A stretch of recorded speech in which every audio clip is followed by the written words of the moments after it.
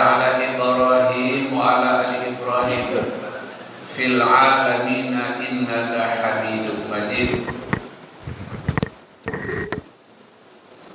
Assalamu alayka ya Rasulullah, assalamu alayka ya Habibullah. Ma'asyiral hadirin rahimakumullah. Bersyukur kita kepada Allah Subhanahu wa taala. Allah sempurnakan nikmatnya untuk kita sehingga sampai hari ke-9 Ramadan ini kita masih diberi kekuatan oleh Allah. Pada saat sebagian di antara saudara-saudara kita mulai melemah kakinya Bapak dan Ibu, sebagian, dan kita sebagian besar masih diberi kekuatan oleh Allah. Ketika sudah melemah kekuatan kita Bapak dan Ibu, kadang-kadang di jalan yang lurus pun kita bisa tertarung Bapak dan Ibu, sangkut dari kita kalau kekuatan kita sudah melemah, sehingga apalagi kalau ada sedikit batu-batu kecil kerikil di jalan yang kita lewati, seperti pada pagi hari ini Bapak dan Ibu. Ya, walladzi anzala minas samaa'i maa'an wa akhraja bihi minats thamarati rizqan lakum. Allah menurunkan air dari langit itu Bapak dan Ibu untuk menumbuhkan tumbuhan, untuk memberi makan segala makhluk Allah. Maka dia adalah rizqan lakum, itulah rezeki yang turun kepada Allah. Tapi kadang-kadang Bapak dan Ibu dengan rezeki pun bisa tertarung langkah kita berjalan ke masjid. Allah turunkan rezeki, tapi itu bisa menghambat kita ke masjid ketika kekuatan kita melemah.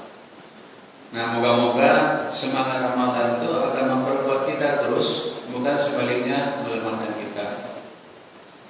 Bapak dan Ibu yang dimuliakan Allah, kita flashback sebentar Bapak dan Ibu. Pada saat tahun kedua Rasulullah SAW berada di kota Madinah pasca hijrah, pada saat itulah perintah puasa turun ke atas umat kaum muslimin yang diturunkan Allah kepada Rasulullah Muhammad SAW. Walaupun sebenarnya budaya puasa itu sudah ada sebelumnya, Allah sudah perintahkan kepada versi mereka masing-masing. Maka dalam surat ayat 83 surah Baqarah itu dijelaskan bahwa perintah puasa itu juga dulu pernah diperintahkan kepada nabi-nabi sebelumnya. Di Madinah pada saat itu Bapak dan Ibu juga masyarakat mengamalkan puasa dan versi mereka masing-masing. Tadi orang-orang sebelah kita, tetangga kita yang non-muslim juga ada puasanya. Tapi puasa dalam perspektif Islam mengandung makna yang sangat luas sekali. Makna puasa di dalam Islam itu sangat luas sekali dan mengguncang ke titik sentralnya itu adalah imsakun nafs, menahan diri, bukan menahan makan dan minum Bapak dan Ibu, tapi menahan diri, imsakun nafs. Maka perjuangan di dalam bulan puasa itu adalah perjuangan berat yang hasilnya sesuai dengan investasi atau pengorbanan kita di dalam melaksanakan puasa. Pada tahun kedua hijrah itu Bapak dan Ibu, ya, setelah di tahun pertama masyarakat Islam mengalami peperangan Badar dan dengan pertolongan Allah menang dengan gilang gemilang, kafir Quraisy lari, ya, lari dengan terbirit-birit meninggalkan Madinah, balik ke Mekah dalam keadaan terhina. Semua harta benda mereka tinggal, sehingga menjadi pampasan perang. Tidak menunggu lama Bapak dan Ibu, tahun kedua mereka melakukan pembalasan yang disertai dengan dendam yang membara. Dan pada saat itu dipimpin langsung oleh panglima yang kemudian menjadi panglima terbesar dalam sejarah Islam setelah dia masuk Islam, Khalid bin Walid, menyerang Madinah dalam perang Uhud. Ini baru 2 tahun Bapak dan Ibu terjadi pembalasan. Hebat, luar biasa. Dan pada saat itu di tahap awal kaum muslimin kalah. Rasulullah terancam. Rasulullah sempat terancam dan terpojok dikelilingi kaum kafir Quraisy. Kalau syahid bisa. Tapi disitulah pada ibu Allah menunjukkan kekuasaannya. Kemudian dia berlatih olahraga, bukan latihan pacu larinya dengan apa? Dengan anjing atau tidak. Dia sampai latihan itu sampai mengalahkan singa. Itu hebatnya Hamzah. Maka digelari dengan singa Allah. Hamzah jadi sasaran dari Wahsy. Wahsy ini seorang budak yang dijanjikan akan dimerdekakan kalau dia bisa membunuh Hamzah, dan akan diberi hadiah 100 ekor unta oleh Hindun. Jadi Hindun berpesan, kalau kamu berhasil membunuh Hamzah, belah dadanya, kan, ambil jantung, bawa pulang ke Mekah. Dan dia mau berhasil oleh kerjanya Wahsy hanya memantau gerak dari Hamzah, kemudian melepaskan tombaknya, dan dia seorang yang jago menembak. Berhasil, dipulangnya dada Hamzah dibawa pulang ke Mekah. Sehingga ceritanya Bapak dan Ibu, pada saat dia sudah sadar, kemudian dia sudah jadi orang yang merdeka dan punya 100 ekor unta. Tapi datanglah masanya Fatuh Mekah beberapa tahun kemudian, dia akhirnya dapat hidayah dan masuk Islam. Dialah satu di antara yang diketahui ya, ketika dia syahadat, kan Rasulullah mengatakan syahadatkan saja dan tidak usah dia menghadap kepada saya. Rasul belum bisa menghilangkan rasa sedihnya atas kematian Hamzah yang kemudian dimutilasi, dirusak fisiknya oleh orang yang hari ini masuk Islam, namanya Wahsy. Bapak dan Ibu bisa bayangkan bagaimana brutalnya perang Uhud itu ya. Banyak sahabat-sahabat penghafal Quran yang meninggal, ada yang dimutilasi, yang dipotong-potong, ya, ada yang dibekas lubang mencapai ratusan dalam peperangan itu. Tapi setelah perang selesai, apa kata Rasulullah SAW kepada para sahabat ketika mereka akan balik lagi ke pusat kota Madinah, ke Masjid Nabawi? Apa kata Rasulullah SAW? Raja'na min jihadil asghar ila jihadil akbar.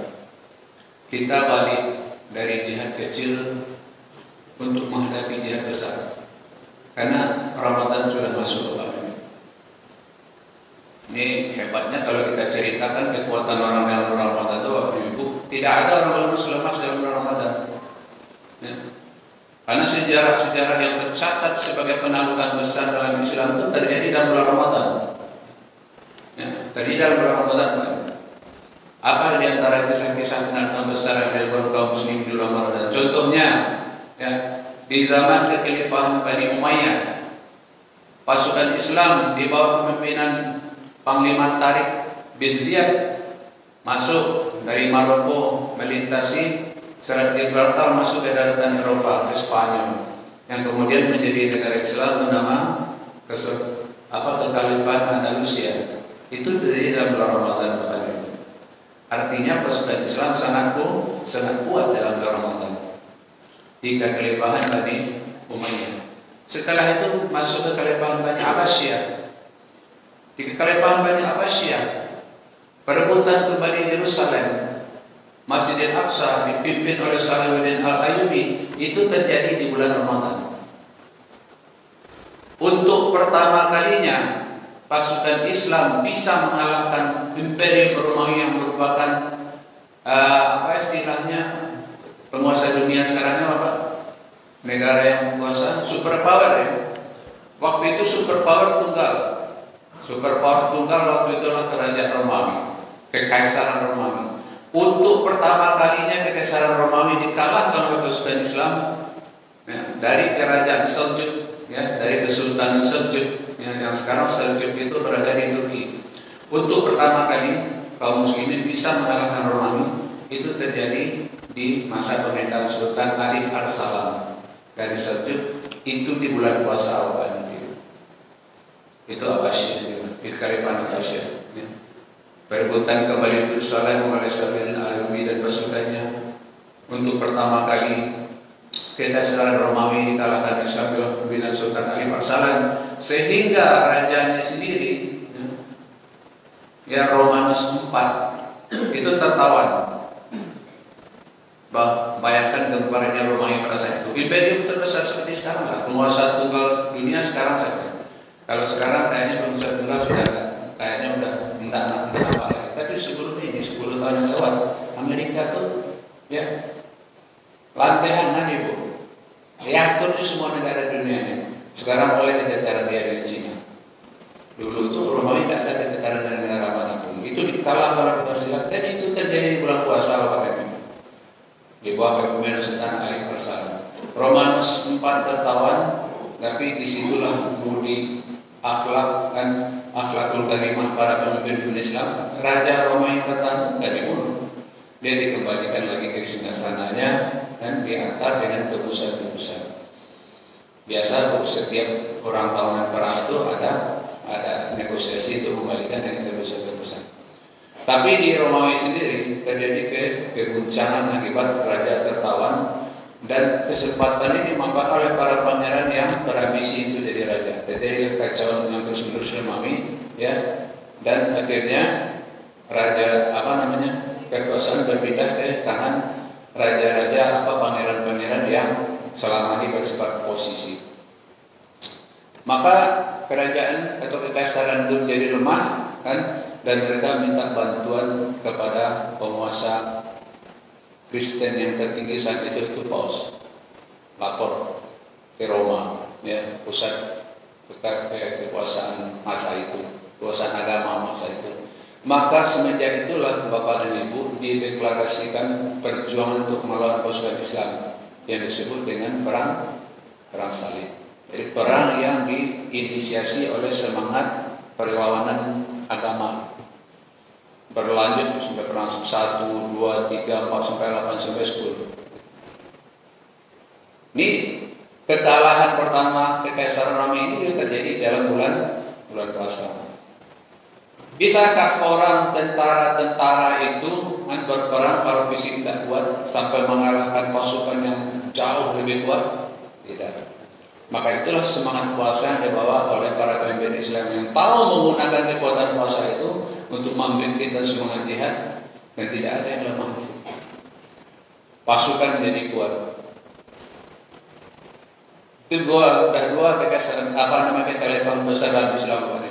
Kekhalifahan Bani Umayyah yang menaklukkan Andalusia, kekhalifahan Bani Abbasiyah yang merebut kembali Yerusalem dengan pimpinan Sultan Salahuddin Al-Ayyubi, dan kemudian Kesultanan Seljuk dari kekhalifahan Bani Abbasiyah yang mengalahkan pasukan Romawi. Nah, datang lagi kekhalifahan yang ketiga sampai berakhir kekhalifahan itu kekhalifahan Bani Utsmaniyah.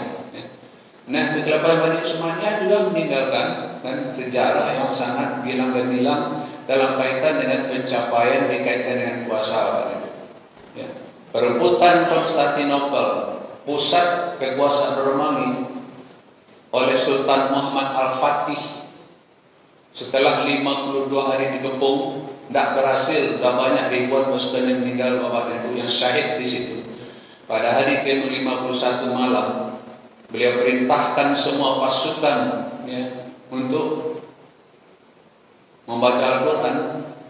Kemudian malam beliau pimpin salat tahajud, ya, dan perintahkan mengisi energi sahur, dan hari ini kita puasa. Pada hari ke-52 setelah salat subuh dalam keadaan puasa, pasukan menyerang benteng Konstantinopel. Benteng Konstantinopel itu Bapak Ibu dalam sejarahnya tak ada benteng sekuat itu. Kalau kita pergi berziarah wisata sejarah ke sekarang Istanbul, ya Bapak Ibu, ya, Istanbul, kota yang berada di pinggir Selat Bosporus yang membatasi Asia dengan Eropa itu, kita akan dibawa salah satunya ke benteng Konstantinopel. Benteng yang tak pernah bisa ditundukkan sampai 500 tahun, dan itu jatuh di tangan kepemimpinan Sultan Muhammad Al-Fatih yang dulu pernah dijanjikan dan disabdakan oleh Rasulullah bahwa Konstantinia dalam bahasa Arab atau Konstantinopel dalam bahasa Latin, atau sekarang sudah berubah nama menjadi Istanbul, kotanya Islam, asal mulanya Istanbul, tapi dengan dialek lidah menjadi Istanbul, ya. Itu adalah direbut Sultan Muhammad Al-Fatih yang memimpin pasukan yang sedang puasa Bapak ini di hari ke-53 penghubung. Banyak yang saya sebut. Jadi sejarah puasa ini Bapak adalah sejarah kekuatan pasukan Tariq bin Ziyad, kekuatan pasukan Salahuddin Al-Alwi, kekuatan pasukan Alif Arsalan, kekuatan pasukan Muhammad Al-Fatih. Letaknya di puasa. Maka kalau hari ini kita lihat orang puasa lemas-lemas kan ketawa kita lihat. Ini tidak tahu yang sejarah bagaimana puasa itu yang digunakan untuk menggedor benteng yang paling kuat sekalipun. Tidak ada sejarahnya benteng sekuat benteng Konstantinopel. Diakui sampai sekarang tidak ada benteng kerajaan sekuat itu, tidak ada. Anda tahu suatu kali Bapak dan Ibu pergi ke Inggris dan lihat istana Buckingham, istana Windsor itu juga bentengnya tidak kuat. Tidak sehebat benteng Istanbul, Konstantinopel. Itulah sejarah puasa. Maka Rasulullah SAW di akhir perang Uhud tadi mengatakan kepada para sahabatnya, raja'na min jihadil asghar ila jihadil akbar. Kita sudah balik di peperangan kecil menghadapi perang besar. Ya, peperang besar itu apa? Rasul gambarkan puasa itu jauh lebih besar daripada perang fisik itu, yaitu jihadun nafs. Jihad bersungguh-sungguh menghadapi dorongan nafsu. Jadi Bapak dan Ibu kan begitu juga ceritanya kan tentang tembok besar di Cina itu apa itu? Ya, bangunan ikonik terbesar yang pernah dibangun manusia itu adalah tembok Cina. Tingginya aja berapa? 40 meter tinggi. Lebarnya bisa mobil lewat di atas, selisih. Ya. Panjangnya hampir 2000 km. Tapi terlindungkah negeri mereka? Tidak. Mudah saja. Suapnya tentara yang menjaganya. Saya lewat kita kan. Jadi bukan bangun visi yang tinggi itu yang bisa melindungi kita, tapi adalah kepatuhan para penjaga itu terhadap instruksi kerajaan. Disuruh aja penjaganya. Bisa lewat pasukan untuk masuk ke dalam intrusi ke dalam kerajaan. Jadi tembok besar yang dibangun sebelum besar itu tidak ada artinya, karena hatinya tidak bisa dipegang para penjaga itu. Maka Rasulullah mengingatkan jihadul akbar itu adalah jihadun nafs, perang atau perjuangan menghadapi hawa nafsu kita sendiri. Karena kita akan kalah di situ, Bapak dan Ibu. Tidak perlu pasukan yang kuat untuk mengalahkan kita. Diri kita bisa kalah sendiri oleh apa yang ada di dalam. Ini yang kemudian kan dibantah oleh ulama besar Indonesia yang diakui di dunia, Buya Hamka, terhadap tudingan para orientalis terhadap puasa ini, Bapak. Jadi para orientalis itu pernah menuding. Orientalis itu Bapak dan Ibu, orang-orang yang belajar Islam kan. Pada awalnya tujuan mereka adalah untuk mendiskreditkan, menjelek-jelekan Islam. Tapi kemudian setelah mereka belajar Islam, mereka terbagi jadi 3. Awalnya mereka mempelajari Islam itu tujuannya 1, untuk mendiskreditkan Islam. Mereka ahli, mereka sampai meraih gelar doktor di bidang Islam, namanya Islamologi, ilmu tentang Islam. Mereka jadi profesor. Tapi setelah mereka belajar Islam dengan tujuan mendiskreditkan Islam itu, kemudian mereka terpecah jadi 3 para orientalis ini. 1, ya, mereka tetap saja sebagai seorang yang ahli terhadap Islam, memandang Islam itu secara netral, tidak hebat. Kalau hebat itu mereka masuk Islam kan, dan tidak juga menjelek-jelekan Islam. Mereka jadikan itu sebagai ilmu. Sebagaimana kita juga tahu tentang agama lain yang kita jadikan itu ilmu. Tapi mereka tingkat ilmu itu sampai tingkat kepakaran. Kepakaran mereka kadang-kadang melebihi daripada orang Islam sendiri.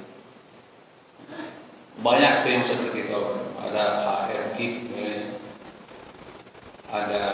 tapi ada kelompok kedua, yaitu para orientalis, orang pelajar Islam. Awalnya itu tujuannya adalah untuk mendiskreditkan Islam, tapi kemudian dia malah tertarik pada Islam dan akhirnya masuk Islam. Yang terakhir sekali kita lihat ada misalnya Dr. Maurice Bucaille, ya, ada dari Prancis, ada juga dari Prancis yang lebih besar, yaitu Grogi namanya. Mereka mempelajari Islam, tujuannya adalah untuk mendiskreditkan Islam, tapi akhirnya malah jadi musuh Islam dan menjadi pejuang yang sungguh-sungguh untuk membantu menguatkan Islam di negeri mereka masing-masing. Dan yang ketiga, yang bertujuan mendiskreditkan Islam dan tetap bertahan kerjanya mencela Islam, dan mereka yang mengamalkan Islamophobia, anti-Islam. Nah, pikiran-pikiran anti-Islam ini Bapak dan Ibu, sadar atau tidak kita sadari masuk ke kepala kita sebagian di antaranya. Kadang-kadang kan gitu Bapak dan Ibu, nampak orang kan menjaga waktu itu dengan sangat sungguh-sungguh. Belum waktu suruh masuk, dia sudah meninggalkan kerjaan dan bergerak ke masjid. Kan, beberapa kali kita lihat kayak gitu kan di kantor, di pasar, misalnya di tempat kita ramai-ramai kan. Orang-orang yang sudah kerasukan anti-Islam itu kan melihat kawan seperti itu, orang mesti ngaji baru 15 menit lagi memasukkan kawan sebagian sudah pergi ke masjid. Apa katanya? Jauh hari ini. Jadi seolah-olah perdagangan itu tidak boleh ditinggalkan 5 menit, pekerjaan kantor itu tidak boleh ditinggalkan 5 menit, kerja itu tidak boleh ditinggalkan 5 menit. Ya. Kan kita lebih cepat ke masjid untuk mengejar salat sunnah. Kalau zuhur kita ke masjid paling tidak ada 6 rakaat bisa kita laksanakan. Ya. Tahiyatul masjid, rawatib 1, rawatib 2. Kan itu bagian daripada sunnah rawatib, sunnah muakkadah 4 rakaat zuhur. Ada kawan ke masjid lebih cepat setengah jam atau 20 menit. Nggak mau lewat itu. Ini perasaan-perasaan, kondisi-kondisi kejiwaan yang sudah dipengaruhi oleh Islamofobi. Fobi terhadap perilaku beribadah yang baik dari saudara sendiri. Jangankan bisa meningkatkan kualitas diri, orang yang meningkatkan kualitas dirinya juga jadi masalah. Jadi Bapak dan Ibu, kata orientalis yang anti dengan Islam dan mengembangkan Islamofobi itu dia mengatakan puasa itu adalah penjajahan agama terhadap penganutnya, terhadap umatnya. Jadi ini celah puasanya Bapak dan Ibu. Maka ini kemudian dibantah oleh pemikir besar Islam ya, yang namanya ya diabadikan di Universitas Al-Azhar sebagai orang pertama mungkin ya dalam satu keluarga yang dua-duanya bapak dan anak itu dapat gelar doktor dari Universitas Al-Azhar ya, itu cuma orangnya di dunia, tidak ada lagi setelah itu. Hamka dan bapaknya ya. Haji Abdul Malik Karim Amrullah dan Haji Karim Amrullah. Dua orang ini adalah manusia bapak dan anak yang dapat gelar doktor kehormatan dari University Al-Azhar Mesir. Kiblatnya ilmu Islam. Kata Profesor Dr. Hamka, bukannya penjajahan, justru puasa itulah yang merupakan pembebasan yang memerdekakan diri kita dari penjajahan. Bantah beliau itu secara terbalik Bapak Ibu. Orang orientalis mengatakan puasa itu penjajahan, beliau mengatakan puasa itulah yang memerdekakan kita dari penjajahan. Penjajahan apa Bapak dan Ibu? Penjajahan yang tidak secara sadar kita ketahui atau kita pahami, itu penjajahan dari hawa nafsu kita sendiri. Ketika kita sadar Bapak dan Ibu, kita bisa merenung, kita sadar sebenarnya bahwa kita terjaga.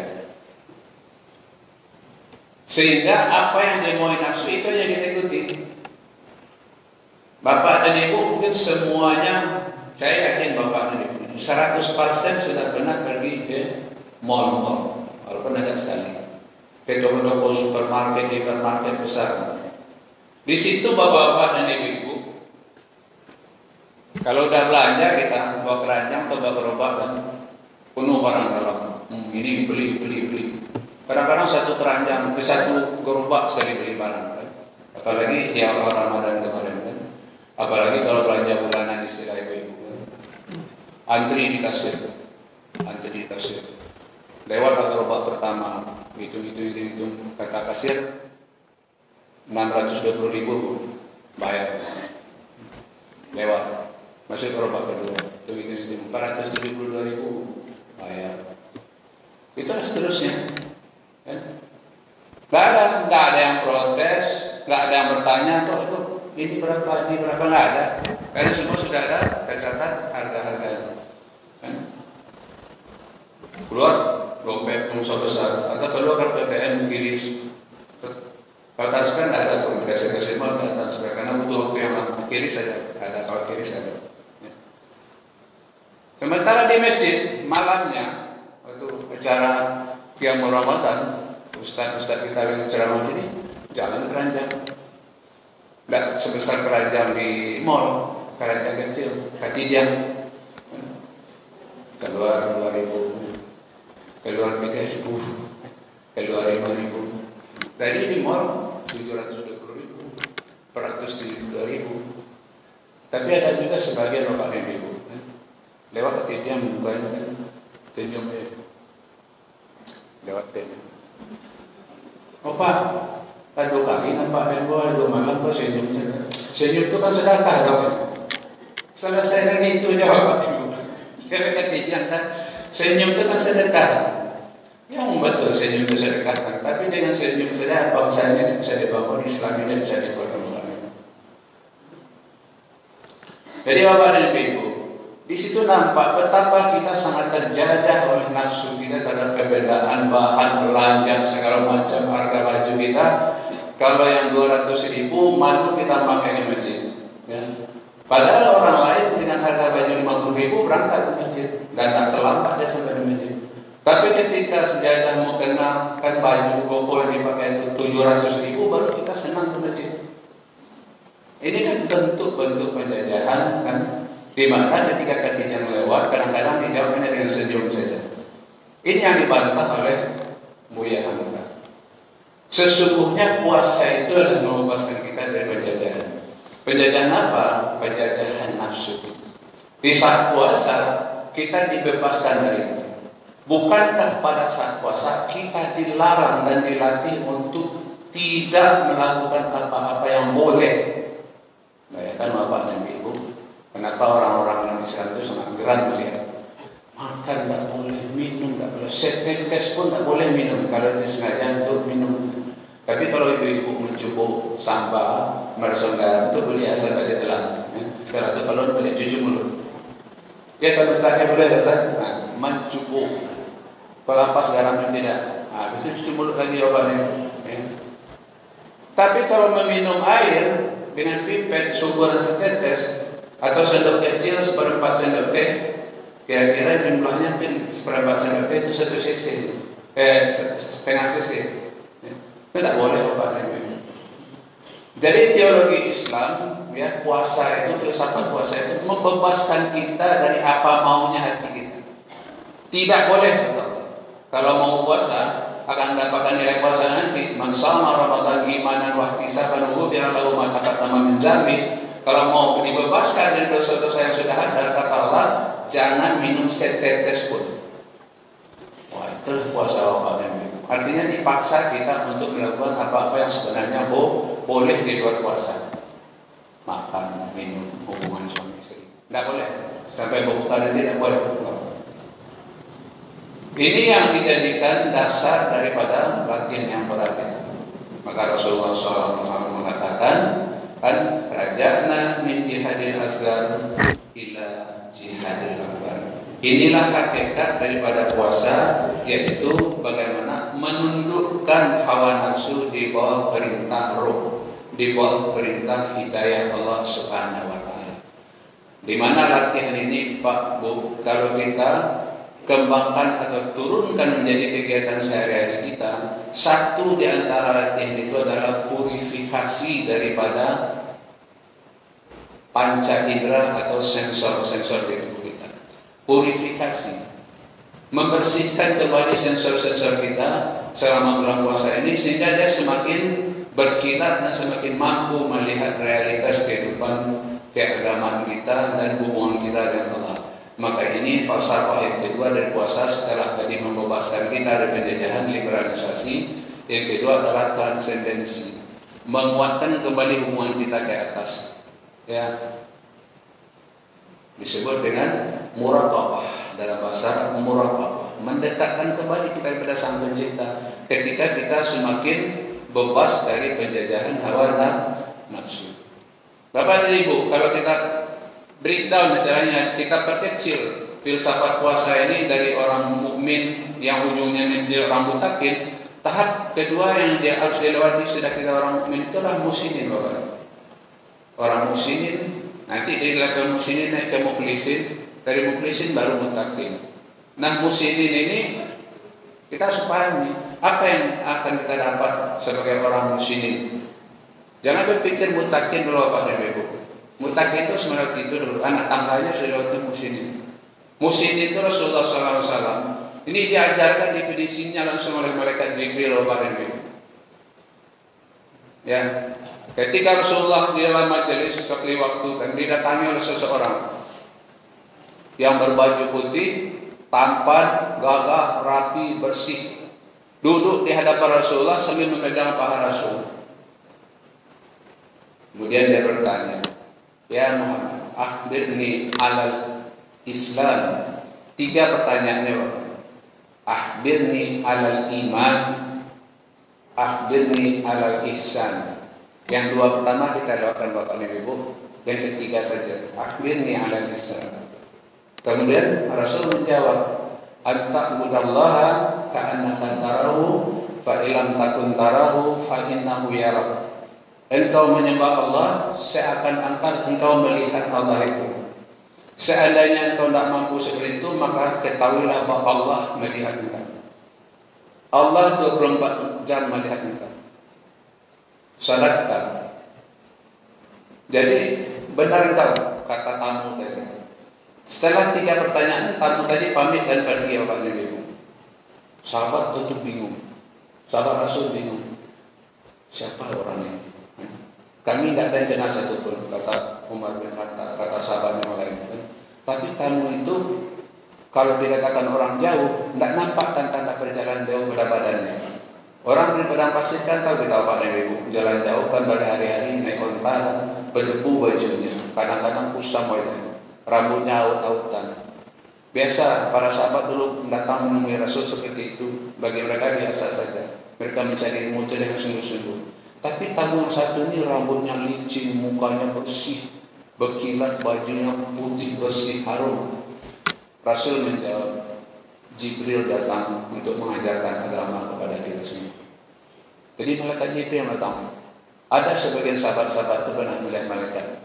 Pada kejadian itu banyak sahabat yang melihat malaikat. Jibril datang dalam wujud manusia.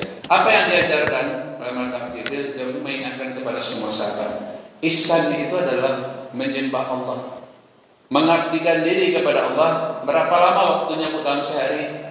Mengabdikan diri kepada Allah itu dalam satu hari berapa lamanya? 24 jam. Seminggu 7 kali 24 jam. Kan ka'annaka tarahu, seolah-olah engkau melihat Allah itu di depan engkau.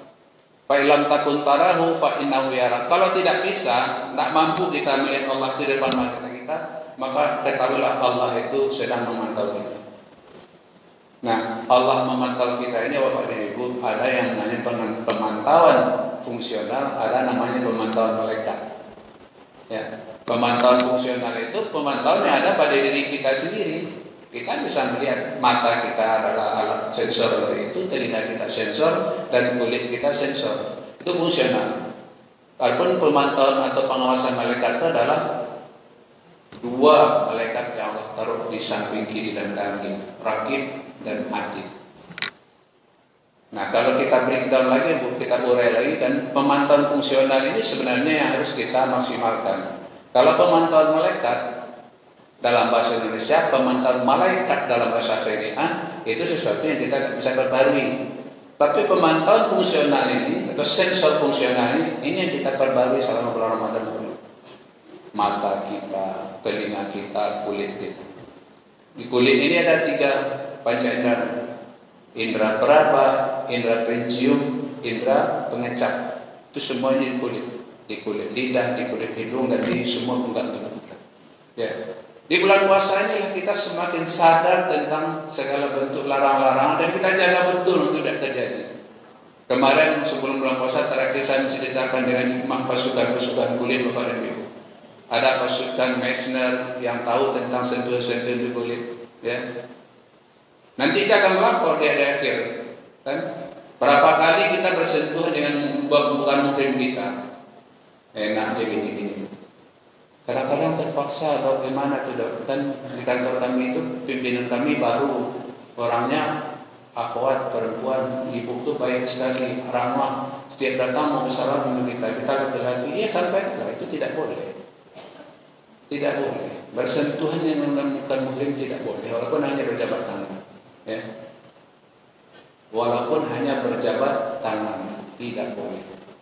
Haram hukum, tidak ada cerita. Nah ini kita perbarui semangat ini dalam bulan puasa. Di bulan puasa pun tidak ada semangat dan kondisi yang bisa menghadapi melawan kondisi ini. Di bulan puasa ada sentuhan, ya. Tekanan, ya. Kelakuan kita yang bersifat menggunakan sensor-sensor tekanan ini, ya. Kita memukul, ya. Kita menyikut, kita menendang, itu adalah tekanan, ya. Itu kita merasakan sendiri. Bagaimana bulan puasa itu perilaku kita menjahati orang itu sangat terkontrol. Itu di kulit semua, di mulut. Bagaimana mulut kita ini sangat terjaga daripada ghibah. Karena kalau kita menggibah bulan puasa, Pak dan Ibu, kan, atau bahasa populernya, bahasa internasionalnya gunjing, ya. Bahasa yang lebih populernya gunjing. Ya. Bagaimana pada saat itu banyak sekali orang yang mengingatkan kita, hati-hati kita berpuasa, hati-hati kita puasa, nanti habis puasa kita. Sangat terjaga lidah kita di bulan puasa. Mata, apalagi, ya, sangat terjaga. Karena kita mau puasa kita yang susah payah kita lakukan dari pagi sampai maghrib ini kan nanti gugur karena dosa-dosa mata. Dan mata kita semakin arif di bulan puasa apa ini. Unzur man asfala minkum wa la tanzur man huwa fawqakum. Lebih banyaklah melihat ke bawah. Di bulan puasa ini paling banyak kita melihat ke bawah Pak Ibu. Keluar infak sedekah kita kepada tetangga-tetangga yang berkekurangan itu keluar dari bulan puasa Pak Ibu. Karena kita sering melihat ke bawah. La tanzur man huwa fawqakum. Jangan terlalu banyak melihat ke atas. Tapi kalau banyak juga melihat ke atas Bapak dan Ibu, nanti insya Allah ini kalau banyak juga melihat ke atas kan mungkin menjelang setengah bulan puasa nanti masjid sudah balik seperti sebelum puasa. Karena banyak lihat ke atas orang sudah balik dari mall, banyak pakaian, sudah memperbarui ini itu kan akhirnya tidak ada lagi kegiatan ke masjidnya, adalah kegiatan menyiapkan lebaran. Nah ini kita terlatih dan kita dilatih sama bulan puasa. Mungkin itu Bapak dan Ibu yang kita bicarakan pagi hari ini. Waktu suruh kita masuk 1 menit, 2 menit waktu suruh masuk. Kalau ada pertanyaan Bapak dan Ibu, kalau tidak ada alhamdulillah rabbil alamin. Tapi kalau ada orang kan sudah masuk suruh kan menunggu salat isya, kita jaga juga pulang Bapak dan Ibu. Tidak sabar juga meninggalkan masjid sebelum salat sunat isya. Harus 10 menitkah kita melaksanakan salat sunat isya? Kata para ulama-ulama kita iya. Karena matahari itu harus terbit dulu. Untuk memastikan dia terbit, ya, hilalnya sudah nampak, misalnya jam 6.20, dia harus naik 2,5 derajat. 1 derajat naiknya matahari dari ufuk itu adalah 4 menit. Jadi kalau 2,5 derajat 10 menit. Dari ulama-ulama mazhab menetapkan masa aman itu antara 8 sampai 15 menit.